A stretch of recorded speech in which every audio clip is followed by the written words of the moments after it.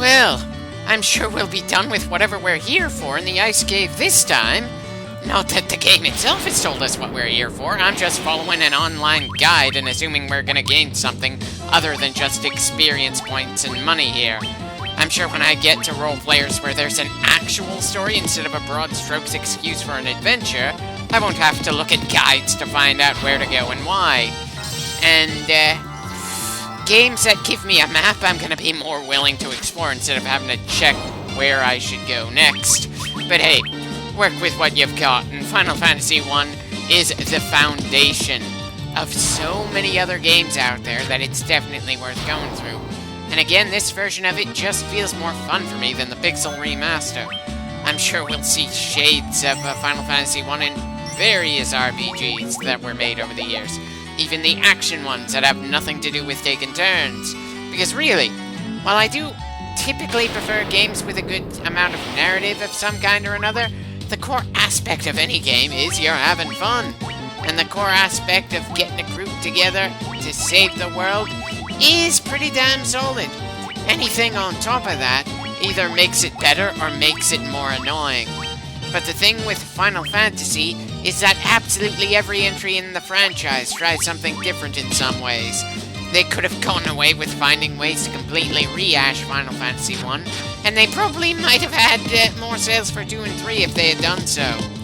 I am very much planning on skipping over Final Fantasy II altogether, because regardless of how they improved the storytelling to quite a large degree, the gameplay was changed in such a way that I just could not get into. Leveling up was just plain strangely done. With every time you swing your sword, making you stronger, each time you hit, you become more durable, magic power being increased the more you use magic, etc., etc.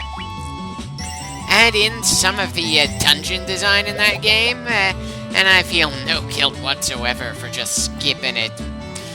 Final Fantasy III gets rid of storytelling for a little bit, and just absolutely focuses on gameplay mechanics, doing some interesting things with the class system.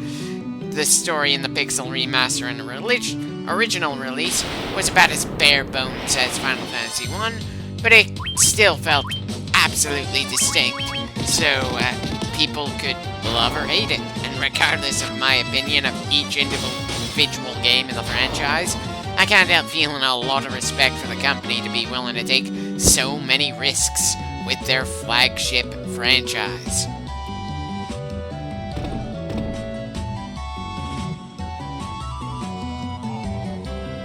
Wait, now that I'm looking more carefully, I can see some small cracks in the ground that show these are spots we could fall through. I guess I just wasn't looking closely enough our first time in here to notice that there's a bit of a maze to reach the chests and that crystal thing in this room.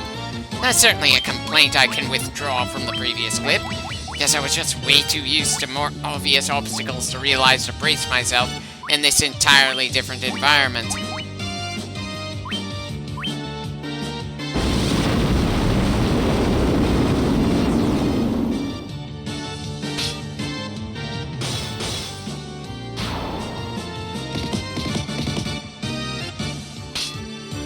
If those wizards were throwing around more magical attacks, we'd have been extremely mangled.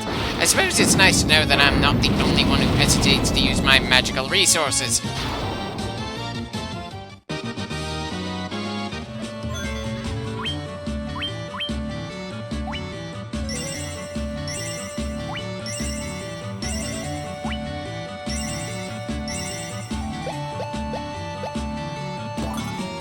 Clothes? As in the bare-bones stuff we started off wearing before we managed to start buying armor in the very first town of the game early on? Why are we gaining regular clothes when we've managed to restore 2 of the 4 crystals?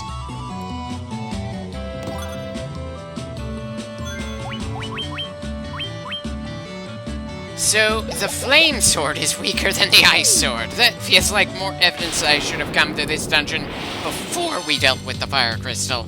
But we heard absolutely nothing about this place even existing back when we first got to Crescent. So, how would we have known to come here earlier if we weren't reading an online guide that said for us to do so? Speaking of things we might not be reasonably informed about in this game, I didn't really see a path to get to that silver crystal thing between the chests in that room. It looked to be completely surrounded by those cracks that would mean we'd fall through the floor. I've got to wonder if my eyes just aren't quite good enough to see the light blue cracks on the blue surfaces well enough to see the actual path, or if we're supposed to fall somewhere in order to make progress to get that crystal. Well, okay, I don't really have to wonder. I could just check online to see that we do need to fall once, then climb to the right place, then fall from there in order to get the crystal. This dungeon may not be as large as the volcano or the earth cave, but it's not especially intuitive. And unintuitive dungeons can be annoying in a place where you're constantly getting into random encounters that make it easy to lose track of just where you are in a game that doesn't have any in-game maps.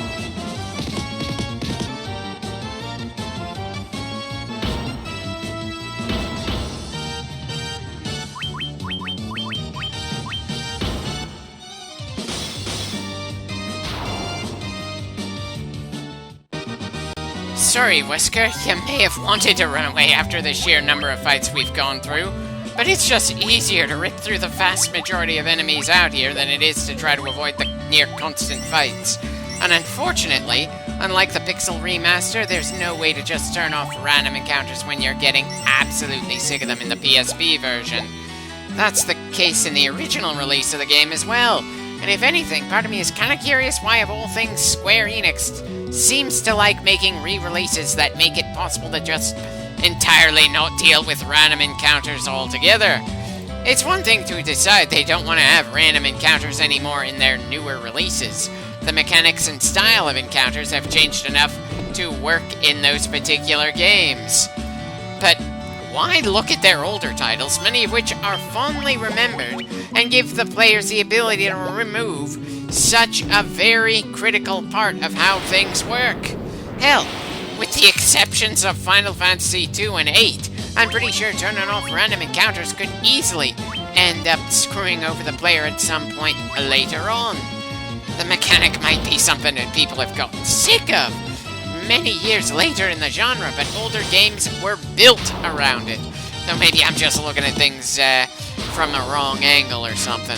After all, just look at my Pokemon Let's Play so far to see how willing I am to do plenty of grinding. I do not mind random encounters as much as some people do.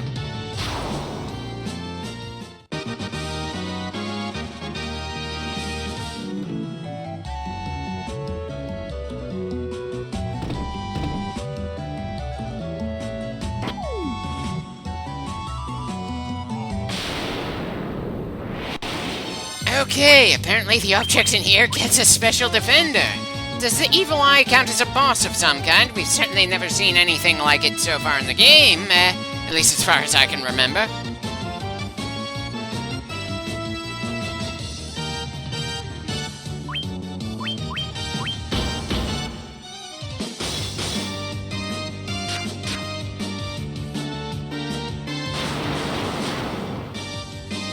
It also feels like its ability to resist taking damage is something I need to take more seriously than the usual encounters we go through.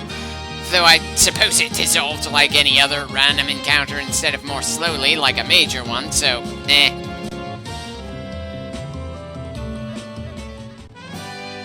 Okay, we've gained the Levystone, something that the game itself hasn't actually told us about. Now the name implies that it allows us to float over obstacles, but unfortunately, no, it won't allow us to avoid taking damage by walking over spikes or lava. No, the Levystone will help us gain our next major vehicle, the airship. Now, maybe I just haven't been to the right places in the game to hear the right people talking about these things, but it feels like you're just supposed to stumble onto this while exploring on your own. Or maybe they purposely designed the game to force you to need a walkthrough to get through. Older games do occasionally do things to make things difficult for the sheer sake of making things feel bullshit, regardless of if it was meant to be played in an arcade or not. I certainly don't mind the fact that a lot of blatantly unfair bullshit has stopped being a thing in terms of gameplay these days, but some of the things that have replaced those little gimmicks feel arguably worse. Cheap bullshit in the old days meant you had to play the game even longer to get things done, or to look up where you're supposed to go next, but you were still doing something. These days, you get bullshit like a company deciding to not include something on release and sell it to you afterwards, or you need to be online all the time if you're planning on doing single-player content instead of multiplayer. It's just... ugh.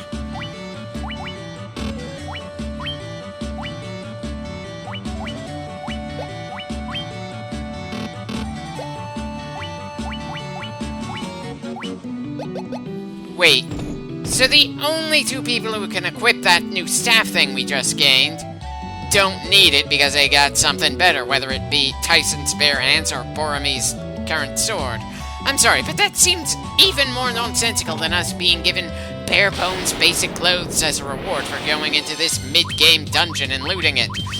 Ah, well, at least we're done with the place for now. We just need to get out of here, get back to town for some resupply and rest, and then start looking for the desert that our new key item is meant to get us something important in return. Hell, I probably should have started fast-forwarding the moment we gained what we needed instead of waiting for when we leave the ice dungeon.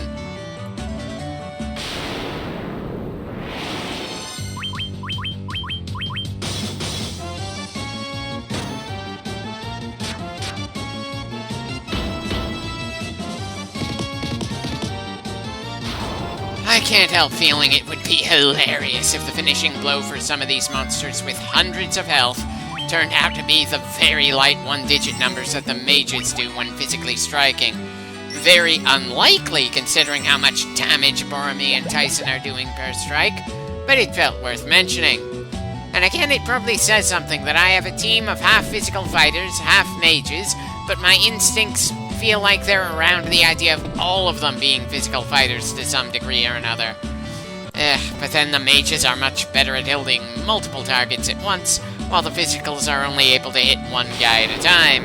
And it's nice to have multiple options, since not every fight is going to be exactly the same around here.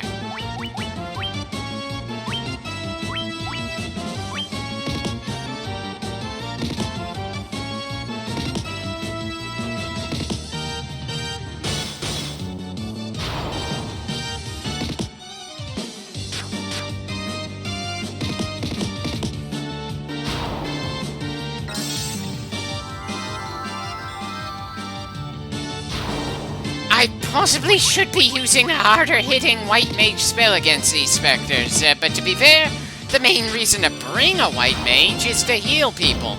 And I like to conserve MP in case we need the magic power later due to running out of the obscene number of resources we brought along.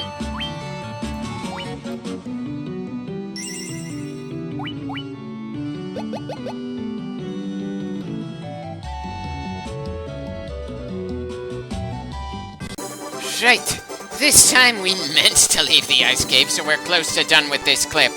It's going to be a bit of a trek to get back to town due to the canoe maze we're gonna have to go through, but that's a good deal less complicated than the mazes we run into when going through an outright dungeon.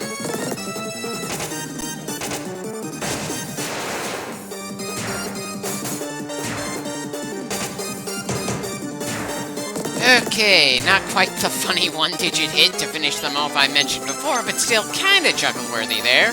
Though again, I do not get why the game wants to treat crocodiles on the same approximate threat level as hydras. And I probably should use a higher level lightning spell against these guys.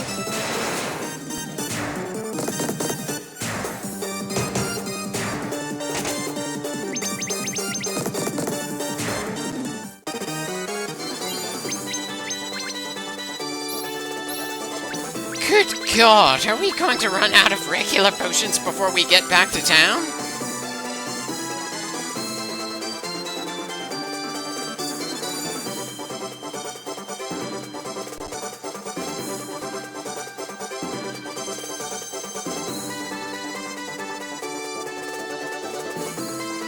From one small boat to a larger boat, and we intend to replace this water-based ship with something that can fly relatively soon.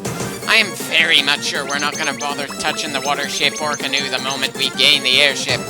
Part of me wants to say we should have the option to sell it when we don't need the water boat anymore. The other had the thought that if we had that kind of option, a number of players over the years might accidentally sell their ship before they gained the upgrade to be a flying ship and end up dooming themselves to not being able to complete the game or something along those lines. As a side note, really wish there was a way Morn could multi-target poison removal spells here. Granted, it's very rare for us to get poisoned at all in this game, much less more than one of us poisoned at the exact same time. Still, it felt worth mentioning here.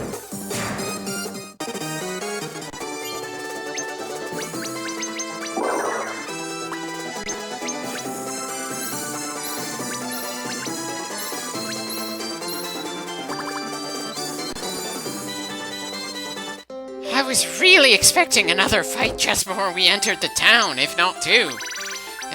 Now let's spend obscene amounts of money to replenish our supplies and stare in wonder how all those supplies are barely gonna dent our wallet at this point. I doubt we're ever gonna get the absolute maximum amount of, gil in the PSP version. I'm not aiming to do so, but that number still feels obscenely large to me. And of course, we gained more by, selling the loot than we spent to gain the healing items. I am downright amazed that the player's team is the only set of adventurers in this world. This seems like a very lucrative occupation around here.